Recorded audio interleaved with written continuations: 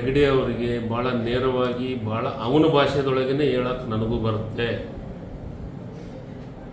ಅನಂತ್ ಕುಮಾರ್ ಹೆಗಡೆ ಅದಲ್ಲ ಅವನು ಅವನ ಭಾಷೆದೊಳಗೆ ನನಗೂ ಹೇಳಕ್ಕೆ ಬರುತ್ತೆ. ಆದರೆ ನನಗೆ ನನ್ನ ಹಿರಿಯರು ಸಂಸ್ಕಾರವನ್ನು ಕಲಿಸಿದ್ದಾರೆ. ಸಂಸ್ಕಾರ ಕಲಿಸಿದ್ದಕ್ಕೆ ನಾನು ಅವನಿಗೆ ಯಾವ ಭಾಷೆದೇ ಬೇಕಾದರೂ ಉತ್ತರ ಕೊಡ್ಬೋದು. ಹುಷಾರ್, ಇದೇ ಫಸ್ಟ್ ಆ್ಯಂಡ್ ಲಾಸ್ಟ್. ಸಿದ್ದರಾಮಯ್ಯನವ್ರ ಬಗ್ಗೆ, ಕಾಂಗ್ರೆಸ್ದ ಬಗ್ಗೆ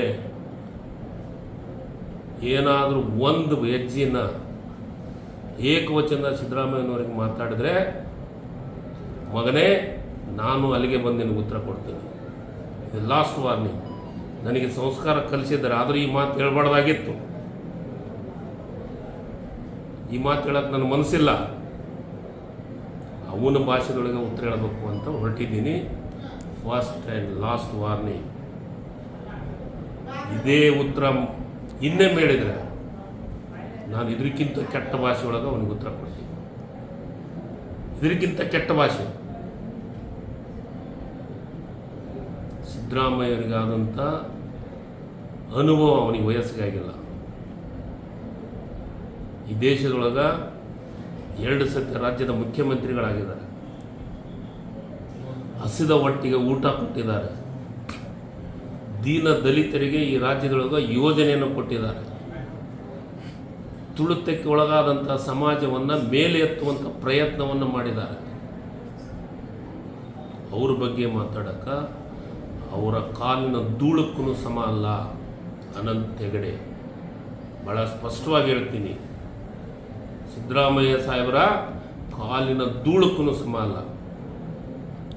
ನನಗೆ ಸಿದ್ದರಾಮಯ್ಯರಿರ್ಬೋದು, ಡಿ.ಕೆ. ಶಿವಕುಮಾರ್ ಇರ್ಬೋದು, ನನ್ನ ಪಕ್ಷದ ನಾಯಕರು ಖರ್ಗೆ ಸಾಹೇಬ್ರಿರ್ಬೋದು, ಈ ಭಾಷೆದೊಳಗೆ ಹೇಳ್ಬೇಡ ಅಂತ ನಮಗೆ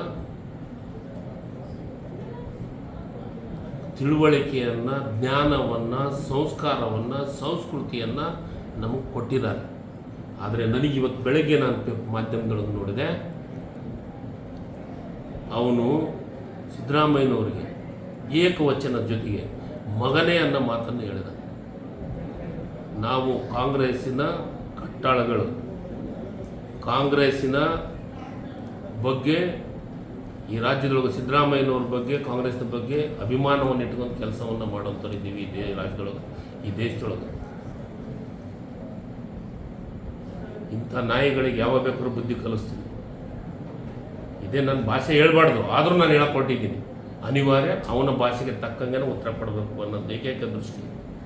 ಇನ್ನೊಮ್ಮೆ ಸಿದ್ದರಾಮಯ್ಯನವ್ರಿಗೆ ಕ್ವಶನ್ದಾಗ ಮಾತಾಡಿದರೆ ನಾನು ಕಾಂಗ್ರೆಸ್ ಬಗ್ಗೆ ಕ್ವಶನ್ದಾಗ ಮಾತಾಡಿದರೆ, ಕಾಂಗ್ರೆಸ್ ನಾಯಕರ ಬಗ್ಗೆ ಕ್ವಶನ್ದಾಗ ಮಾತಾಡಿದರೆ ಸರಿಯಾದ ಪಾಠವನ್ನು ಇನ್ನೂಕ್ಕಿಂತ ಹೆಚ್ಚು ಉತ್ತರ ಕರ್ನಾಟಕ ಭಾಷೆದೊಳಗೆ ಅವನು ಅನಂತ್ ಕುಮಾರ್ ಹೆಗಡೆಗೆ ನಾವು ಬುದ್ಧಿ ಕಲಿಸುವಂಥ ಕೆಲಸ, ನಾನು ಹೇಳುವಂಥ ಕೆಲಸ ಮಾಡ್ತೀನಿ.